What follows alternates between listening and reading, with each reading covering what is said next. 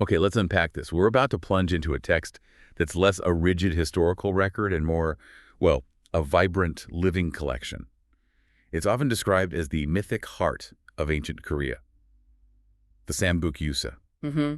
Think of it like a treasure chest, just overflowing with stories, myths, legends, folklore, spiritual accounts, all woven together. That's a perfect way to put it, actually.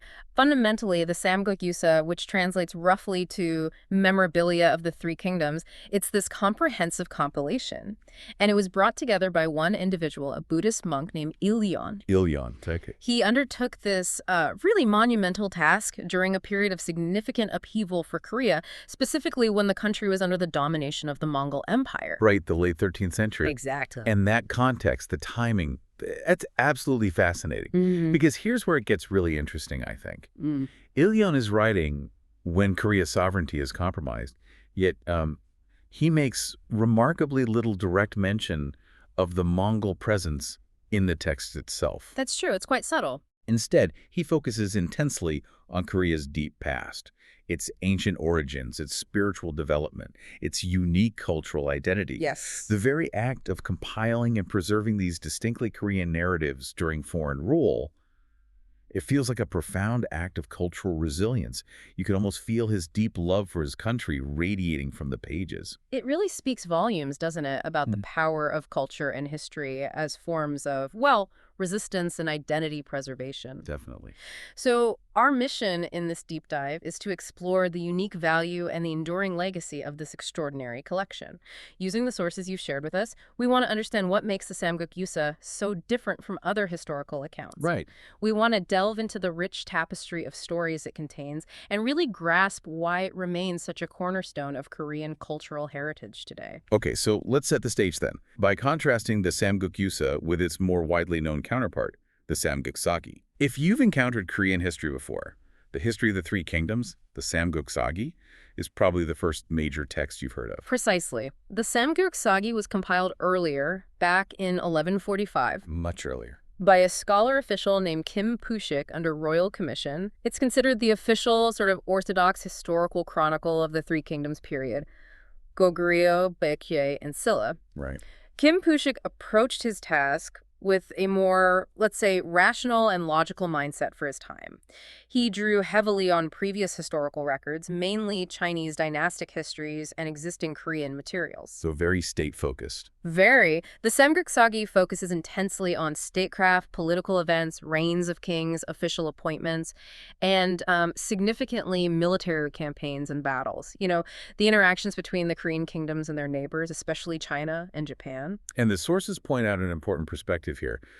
The Sagi is often seen as reflecting a more Chinese Confucian-centric viewpoint. That's a common interpretation, yes. This orientation led to prioritizing a rational, pragmatic approach that sometimes downplayed or even explicitly ignored ancient Korean traditions, folklore, indigenous beliefs, if they didn't fit neatly into that Confucian historical framework. Mm-hmm. Things considered less proper, perhaps. Yeah, and there's a sense that this might have even instilled a certain subordinate attitude, sometimes called sade, serving the great, meaning a respectful and maybe even subservient posture towards China. And that's the crucial context for really appreciating the Samguk Yusa. Iryeon's compilation offers a starkly different complementary perspective. Complementary, okay. Unlike Kim Pushik's rational, state-focused chronicle, Iryeon adopts a much more romantic and, critically, a distinctly Buddhist approach. Romantic and Buddhist. Big difference. Huge. Its immense and unique value lies in its deliberate effort to preserve exactly the kinds of narratives the official history may be deemed less important or just too fantastic. Like what? Stories of superstitions, rich folklore, foundational myths, personal sagas, dreams, omens, spiritual experiences. So the inner life, almost. Exactly. It provides a vital window, not just into the political machinations of the elite, but into the beliefs, the imagination, and the lived spiritual world of the people. And that spiritual world is heavily dominated by Buddhism in the Yusa, isn't it? Yeah. The sources really highlight how central Buddhism is. Absolutely central. Nearly half of the total writing in the Samguk Yusa, I think the figure is around 49.5%. Wow, almost half. Yeah, it's dedicated specifically to Buddhist stories, figures, and the faith's development in Korea. And this wasn't just a dry recitation of scripture. Yeah. Iryeon tailored the content to reflect a uniquely Korean style of Buddhism. He integrated local legends, miracles tied to Korean geography and people, and focused on aspects of the faith that really resonated on the peninsula. So it's Buddhism, but Korean Buddhism. Precisely. The sheer volume underscores its importance as a source for tracing Buddhism's journey, from its arrival to its profound influence on Korean society and culture. It really emphasizes that for Iryeon, Buddhism wasn't just a religion. It was somehow inextricably linked to the Korean identity he was trying to preserve. I think that's right. And despite their fundamentally different approaches, one rational, state-focused, the other romantic, spiritual, the Samguk Yusa and Samguk Sagi are mutually regarded as indispensable today. You need both. That's key. Modern scholars understand you need both texts to build a comprehensive picture of ancient Korea. The Sagi gives you the chronological backbone, the political events, the major wars, the rulers. The facts and figures, sort of? Right. And the Yusa provides the cultural flesh, the spiritual dimension, the beliefs, the legends that shaped how people understood their world and their place in it. They're like two sides of the same coin. And the Yusa even tries to ground some of its spiritual accounts in a physical reality through these intriguing four bizarre stories. What's that about? Ah, yes. These tales describe the discovery of specific archaeological artifacts, things found in the ground. Sure. And Iryeon, or the tradition he draws from, used these finds to demonstrate the ancient existence and legitimacy of Buddhism in Korea. So using physical evidence, even legendary evidence, to back up the spiritual history. It's a fascinating approach. And just briefly returning to the context of Mongol domination, while Iryeon doesn't dwell on it, the act of gathering these stories, particularly those showcasing Korea's independent spiritual and mythical past, it's seen as a subtle but powerful assertion of national identity during foreign occupation. It's not overt political resistance, perhaps, but cultural affirmation. A quiet assertion of this is who we are. Exactly. So what does this rich tapestry of stories offer modern scholars?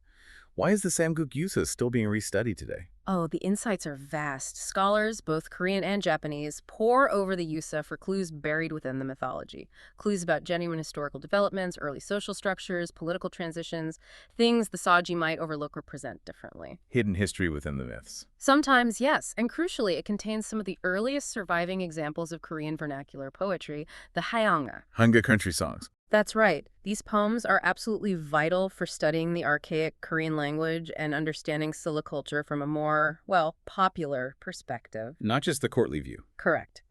The Yusa also offers unparalleled detail on the specifics of Korean customs, the unique ways Buddhism evolved on the peninsula, and it even provides hints about early interregional contacts, like between Korea and Japan, filtered through the lens of myth and legend.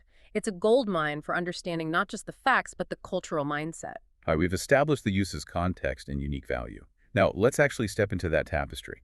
What kind of world, what kind of stories does the Samguk Yusa reveal about ancient Korea? It paints an incredibly vivid and complex picture. It shows us a cultural, religious, social landscape deeply intertwined with both ancient indigenous beliefs and the burgeoning influence of Buddhism, especially during the Three Kingdoms and Unified Silla periods. A world where the sacred and the mundane are constantly interacting. Constantly, yes. And it begins, fittingly, with the very origins, the foundation myths of the kingdoms themselves. Precisely.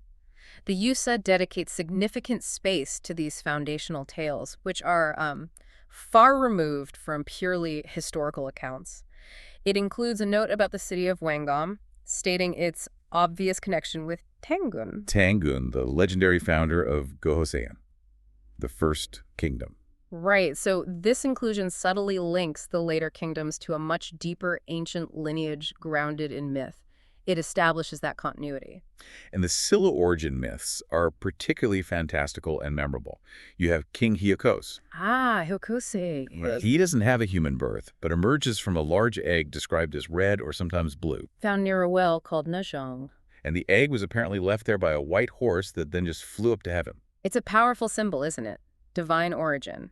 His name Pak is linked directly to the shape of the egg, Pak being the native word for gourd or a similar shape. Pak, like a gourd. Okay. And he's not the only founder with an unusual birth. There's Iryeon, his queen. Right, Iryeon, born from a well that shares her name. And the story says she initially had a beak. A beak. Yes, which apparently fell off when she was bathed in the North Stream, and the stream was subsequently named Pulchon, the beak-falling stream. Beak-falling stream. That detail is so specific, so strange. It really sticks with you. So you have progenitors of the Pak and Sok clans born from eggs, and then the Kim clan progenitor arriving in a golden box descending from heaven, sometimes described as on a golden chariot. These are powerful origin myths. They connect the ruling families directly to supernatural phenomena, eggs representing potential, rebirth, wells as sources of life, golden items and chariots signifying divine descent. It legitimizes them. It legitimizes the rulers by grounding their lineage in the sacred realm. Interestingly, the text itself, or perhaps later annotations from scholars or translators, adds a note that these stories are too fantastic to believe. Oh, really? Even in the Yusa? Yes, even while acknowledging they were traditionally accepted as facts by the populace, which reveals this fascinating tension, doesn't it, between historical skepticism and the cultural acceptance of foundational myths right there in the presentation. It's like saying, look, I have to write this down because people believed it, even though, it strains credulity. Exactly that feeling. Moving to Baekje, the sources mention Onjo as the royal founder, identifying him as a son of King Shumo, or Chumong, the founder of Goguryeo. Right, so this links Baekje to the northern power of Goguryeo through lineage. The Yusa also notes Baekje was sometimes called Nam Puyo, suggesting a connection to the ancient Puyo kingdom, and it records the movement of its capital to Saja or Sabi. But it also mentions conflicting accounts. It does. The sources point out that the Yusa includes differing accounts from various other books regarding Baekje's precise location, boundaries, and its complex connections to Puyo and Mahan. It highlights the challenges of historical reconstruction from these ancient, sometimes contradictory records. And then there's the Baekje story of King Mu, which provides completely different, more folklore-like origin compared to the official histories. Ah, King Mu and Sodong, yes. This tale describes him as being born of a poor woman and a pond dragon. A pond dragon father. One with a childhood nickname, Sodong, meaning potato boy. A dragon father and a humble mother, another blend of the divine and the common. The legend, preserved in the Yusa, recounts his clever courtship of a Silla princess, Sunhwa, using a children's song he spread among kids. A song about them being secretly together, right, to force the issue. Exactly. Their eventual marriage and his building of the magnificent Maruksa temple specifically to please her. This story, with its romance, its commoner to king arc, the explanation for a major temple's construction, it's pure Yusa. Blending historical figures with popular legend and spiritual motivation. In a way the Sagi would just never do. Okay, so, having covered the legendary origins, let's dive deeper into the pervasive influence of Buddhism, which, as you said, occupies almost half the text. It's impossible to understand the Samguk Yusa without understanding the centrality of Buddhism within it. The Yusa meticulously records the arrival and spread of the faith, especially in Silla. It tells the story of Adu, an Indian monk, a Shramana who came from Goguryeo carrying the Dharma. The Buddhist teachings. Yes. Initially, he faced considerable resistance in Silla because Buddhism challenged existing beliefs, particularly the deeply ingrained practice of ancestor worship. A major hurdle. Huge. He had to be protected and hidden by a kind villager named Moray. And the story attributes significant spiritual foresight to Adu's mother. Yes, his mother is said to have prophesied the future ascendance of Buddhism in Silla, predicting that a sage king would appear in Korean, an old name for Silla, who would fully embrace the faith. And she even predicted temple sites. Even more specifically, she supposedly foretold the exact sites where 7 principal temples would be erected, key centers for the new religion. That's a powerful prophecy, giving a sacred destiny to the spread of Buddhism. And the sources name these significant temple sites in their timelines. They do, linking the prophecy to concrete historical or semi-historical constructions: Hamyunsa, Yeonghangsa, Hwangyangsa, Punwangsa, Yeongnyeosa, Chungwangsa, and Tamomsa. The text places their construction across various Silla reigns, weaving this narrative of the faith's gradual but divinely ordained establishment. But the real turning point for Buddhism in Silla, according to the Yusa, comes with the story of martyrdom. Ah, yes. The martyrdom of Yamshak, also known as Ekadon, it's presented as the catalyst that solidified Buddhism's acceptance, alongside the reign of King Pofeng. Ekadon, he was a young official. Yes, who, despite fierce opposition from court ministers, was determined to help King Pofeng formally adopt Buddhism as the state religion. He quite deliberately courted martyrdom. And the account of his execution is intensely dramatic, filled with miraculous. It really is. The sources describe the torture he endured before his beheading, mentioning gruesome details like skin peeling, standing on red-hot iron, yet he remained resolute. Unwavering faith. Absolutely. And the moment of his execution is marked by extraordinary miracles. Instead of red, his blood flowed white, clear as milk. White blood. Incredible. This astonishing sight was accompanied by cosmic omens, dark clouds, thunder, lightning, rain, the ground trembling, animals crying out, even ghosts and goblins weeping, the tale says. Weeping ghosts and goblins. And a great bell tolled itself in the distance. His soul was welcomed into the lotus paradise by the goddess of mercy herself. That's an unforgettable image. Yeah. Designed to show undeniable divine validation for his sacrifice and for Buddhism. Absolutely. His death wasn't just a political execution. It was framed as a sacred event, a sacrifice that cleared the path for the new faith. The Yusa records that memorial services were established, a monument erected. Tangible reminders of this pivotal event. Beyond these foundational stories, the Yusa is just a gallery of portraits and anecdotes about renowned monks, illustrating spiritual life, belief, miracles. Indeed. Take the famous monk Goguryeo. The Yusa portrays him as a complex figure, not just a rigid ascetic scholar. Right, the story of his desire for a woman. Expressed through that metaphorical song about needing an axe without a handle to cut a pillar supporting the sky. Which King Muriel interpreted. Wisely. That the country needed a great sage son, and Goguryeo desired a noble lady to father him. And he did marry her, fathering Sol Chong, who became a renowned scholar himself. Yes, and his unconventional path is further highlighted by encounters presented as manifestations of Quantum, the bodhisattva of mercy. Quantum appearing in everyday life. Strikingly so. One tale involves him meeting two women at a stream. One was washing a menstrual cloth, a symbol of impurity. The other offered him water from a gourd, maybe symbolizing emptiness. Okay. Later, finding a shoe at a temple and seeing a blue bird with another shoe, he realized these were incarnations of Quantum meeting him in the mundane, even seemingly impure aspects of life. Showing Quantum's accessibility and Wonyo's perception. Exactly.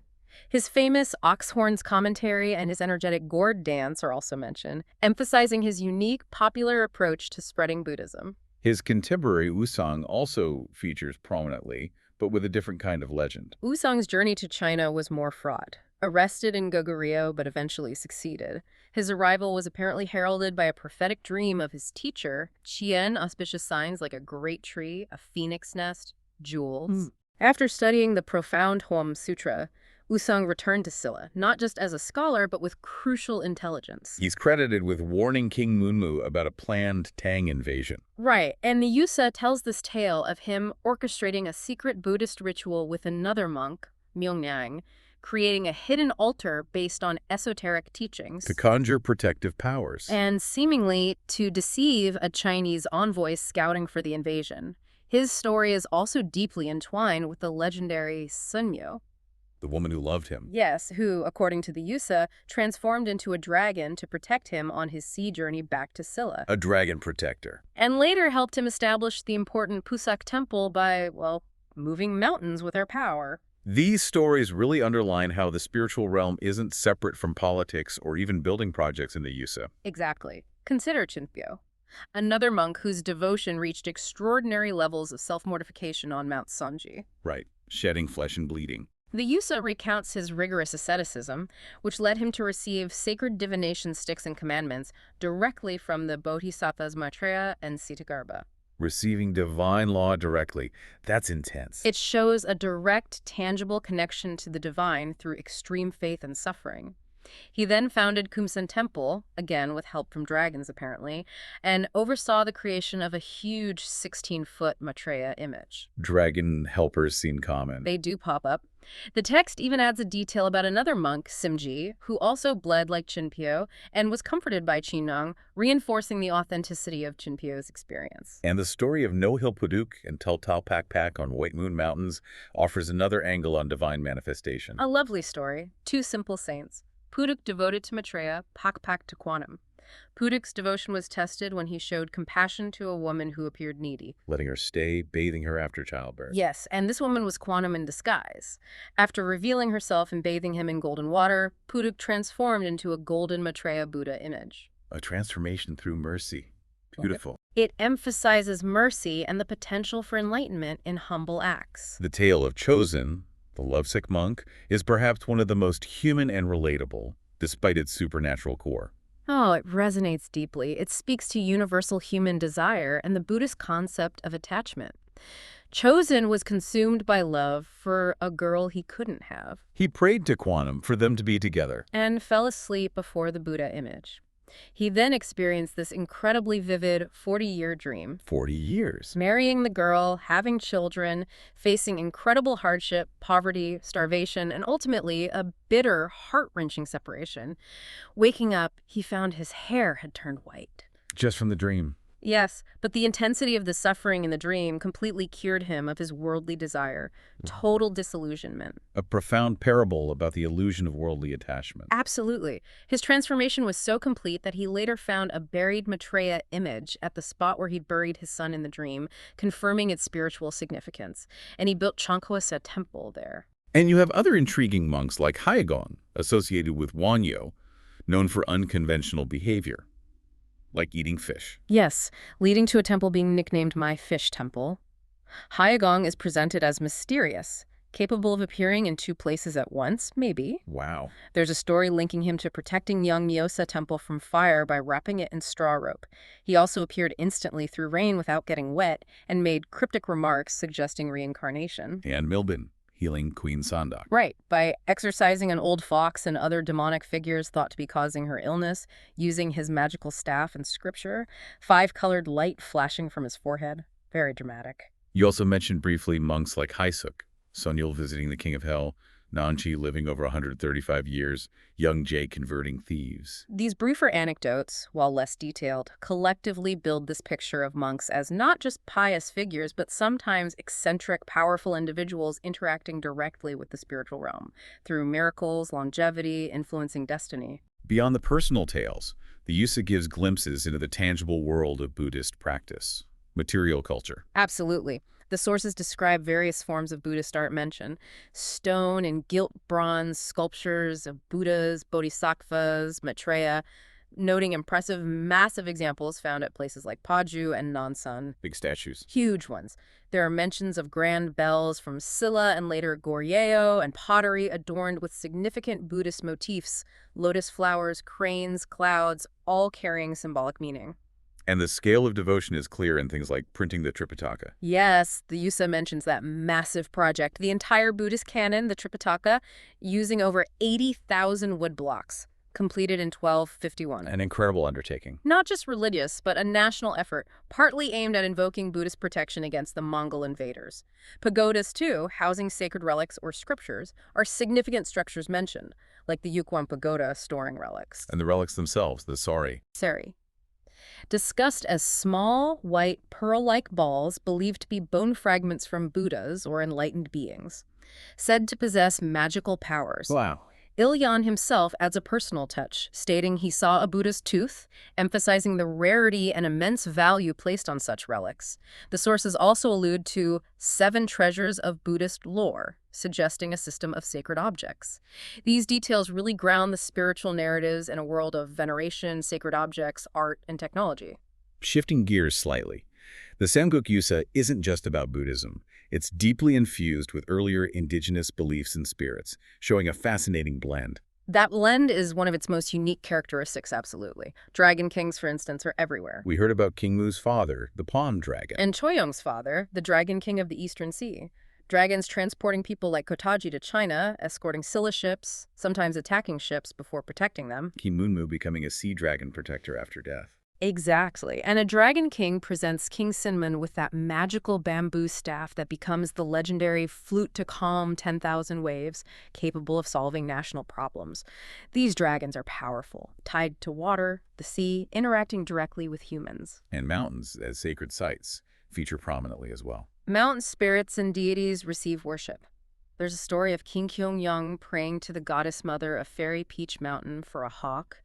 Another legend tells of a Chinese princess becoming an earth spirit on that same mountain. reflecting deep respect for nature's spiritual power. Yes, sometimes integrated right alongside Buddhist figures. The text even mentions terms like cha-cha-ung, explained as a title meaning sorcerer who served spirits, hinting at shamanic culture in earlier periods. And omens and prophecies are everywhere, serving as divine communications. Queen Sondak's prophecies are famous examples, predicting death from odorless peonies, interpreting frog sounds as enemy soldiers, understanding the vulnerability symbolized by the Jade Gate. Really sharp interpretations. Then there's the unsettling ghost crying, Baekje is ruined, or the prophecy delivered by a turtle whose inscriptions about the moon are interpreted differently, highlighting the ambiguity and political stakes in reading signs. So omens weren't always clear-cut. Not always. Other omens include comets, strange animal behaviors, even a pagoda's shadow.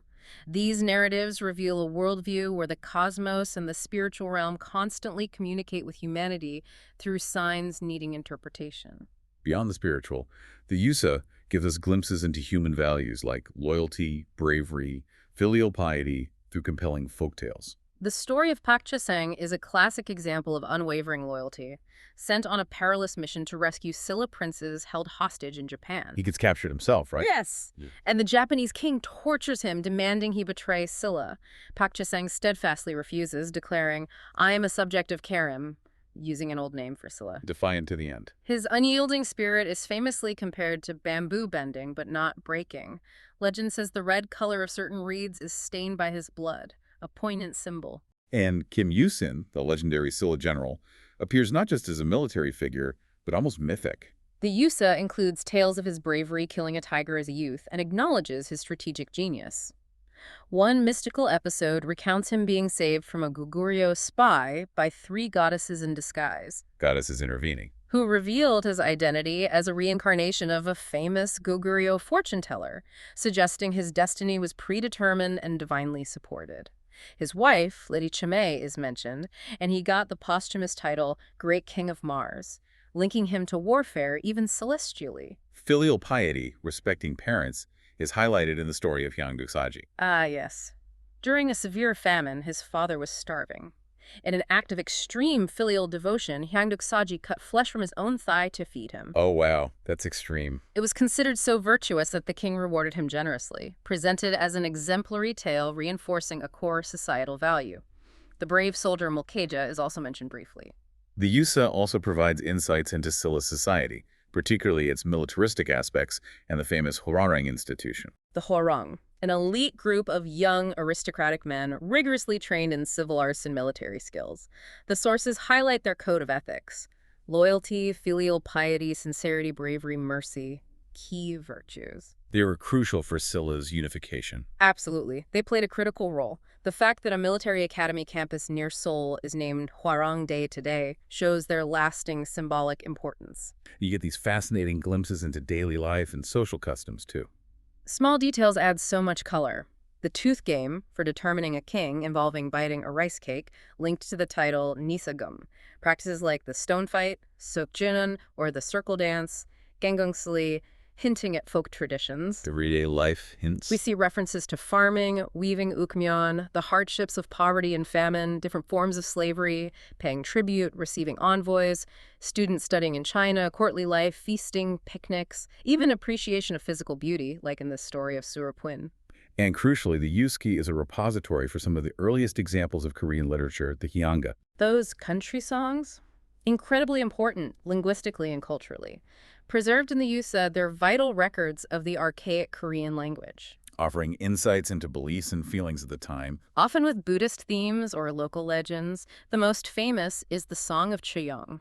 Let's talk about that one. It's fascinating. The song and its storytell of Choyeong, son of the Dragon King of the Eastern Sea. Returning home one night, he finds the spirit of smallpox seducing his wife. Okay, good. But instead of anger, Choyeong composes and dances to a song expressing understanding, maybe forgiveness.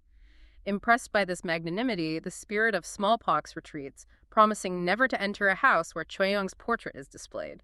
So the song and portrait became protective charms. Exactly. It connects Jeong to beliefs about shamanic figures or deities warding off epidemics, explaining the folk practice of hanging his portrait on gates. Other hyanga mention include Song of Praise, Song of the Blind Child, Song of Ukmyeon. There's also the story of nobleman Sun Jonggong, whose beautiful wife, Lady Suro, is desired by an old man, linked to another song's origin. It's striking how the Yusa often presents multiple versions or conflicting accounts of events, or points out discrepancies. Yes, it's less concerned with presenting a single, seamless narrative and more with collecting the stories and traditions as they existed. For instance, King Uija's death. Did he leap from a cliff or die in China? The text might give both versions. Acknowledging the uncertainty. Right. Chronological errors are sometimes noted regarding temple construction timing, like Taekongsa or Goguryeo kings interacting with Buddhism and Taoism. It highlights that the Yusa is a compilation of diverse sources, oral traditions, acknowledging variations rather than enforcing a single official line. And throughout these stories, we get a sense of the geography. Place names pop up, The sources helpfully explain common suffixes: Sa for temple, Jon for pavilion, Song for fortress, San for mountain, grounding the legends. making it feel real. Specific locations like Ulumdu appear in a story about it ceasing tribute and being punished by a general using wooden lions.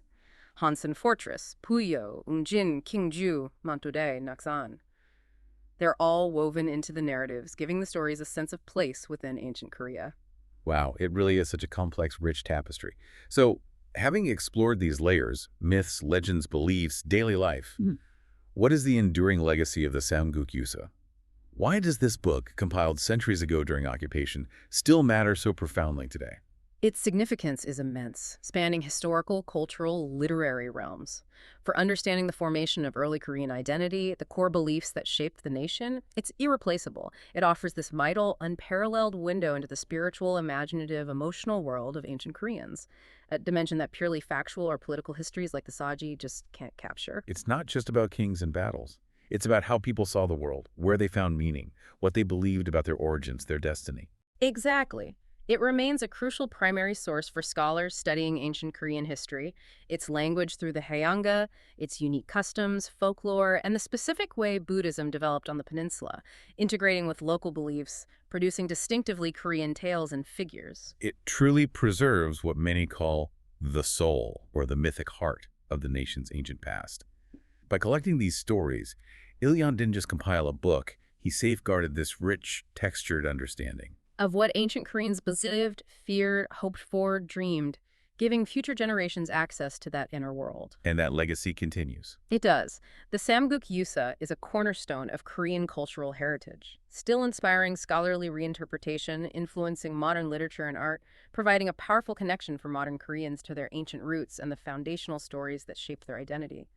It teaches us that a nation's history is also found in its myths, its legends, the spiritual beliefs that permeated daily life. So what does this mean for you, listening today? Encountering these stories across centuries, cultures, as you think about these narratives, eggs hatching kings, dragons protecting monks, dreams revealing profound truths, blood turning white, goddesses walking among ordinary people, consider how they speak to fundamental, universal human experiences. Think about the deep human need to understand our origins, the persistent search for meaning in a world full of uncertainty, our complex relationship with the unknown, the sacred, the divine, the timeless struggles with fate, attachment, and the enduring power of faith, loyalty, compassion, love, in shaping human actions and beliefs. How do these ancient narratives, despite their distance in time and context, still resonate with our own quests and questions today? How do myths and legends across cultures continue to encode enduring truths about a people's deepest values, their greatest aspirations, their most profound fears?